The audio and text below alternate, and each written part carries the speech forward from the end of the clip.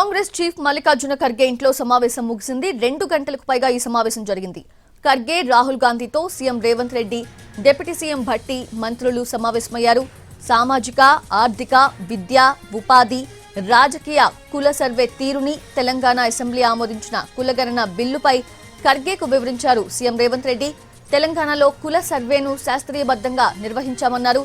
Telangana governor నుంచి కేంద్రం దగ్గరకు వచ్చిన బిల్లుని పెండింగ్లో పెట్టారన్నారు.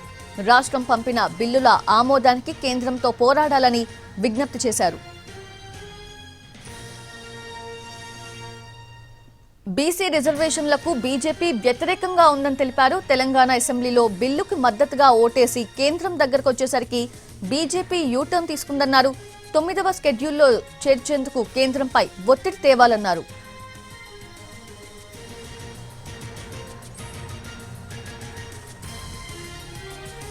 ఇక సాయంత్రం ఇందిరా భవన్ లో కాంగ్రెస్ పార్టీ లోక్సభ, రాజ్యసభ ఎంపీలతో ప్రత్యేక సమావేశం జరపబోతోంది. ఈ సమావేశానికి సీఎం రేవంత్ రెడ్డి, ఉప ముఖ్యమంత్రి మల్లు భట్టి విక్రమార్కతో పాటు పలువురు రాష్ట్ర మంత్రులు, కాంగ్రెస్ ఎంపీలందరూ హాజరవుతారు.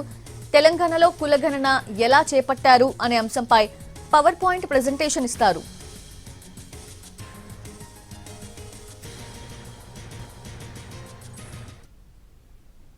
జరిగిన తీరుచెన్నులు 42% రిజర్వేషన్ ఇస్తూ తీసుకొచ్చిన 2 బిల్లులపై వారికి వివరించడం జరిగింది.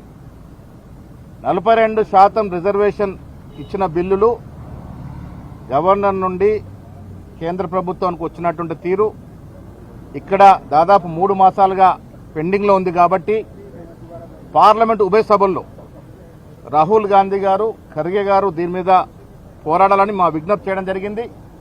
సుప్రీంకోర్టు క్యాప్ని అధిగమిస్తూ మేము తీసుకొచ్చిన 2 చట్టాలని 9th షెడ్యూల్లో చేర్చే విధంగా ప్రయత్నం చేయాలని ఖర్గే గారిని, రాహుల్ గాంధీ గారిని కోరడం జరిగింది. వారు కూడా ఈ సుప్రీంకోర్టు క్యాప్ తీయడానికి, కేంద్రం మీద ఒత్తిడి తీసుకురావడానికి వారి వంతు సహకారం ఉంటుందని చెప్పడం జరిగింది. చాలా విషయాల్లో వారి అడిగి తెలుసుకున్నారు, చాలా అంశాల్లో నివృత్తి చేసుకున్నారు. ఎక్స్పర్ట్ కమిటీ సభ్యులు కూడా చాలా విషయాలు, అంటే ముఖ్యంగా ఈ ఓబీసీలకి జరిగినటువంటి కుల సర్వేలో ఎస్సీలు ఎంత వచ్చారు, ఎస్టీలు ఎంత వచ్చారు, నో కాస్ట్ వారు ఎంత వచ్చారు, అనూహ్యంగా దాదాపు 3% ప్లస్ నో కాస్ట్ వాళ్ళు వచ్చినట్టు సందర్భం కూడా వారు అడిగి తెలుసుకున్నారు. కుల సర్వే ఏ రకంగా చేస్తున్నారు, ఏ అంశాల్లో లోతుగా అధ్యయనం చేస్తున్నారు, వాటన్నిటి మీద కూడా రాహుల్ గాంధీ గారు స్పష్టంగా చాలా ప్రశ్నలు వేయడం జరిగింది. నేషనార్థులు కమిటీ సభ్యులు వారికి అన్ని కూడా వివరించారు.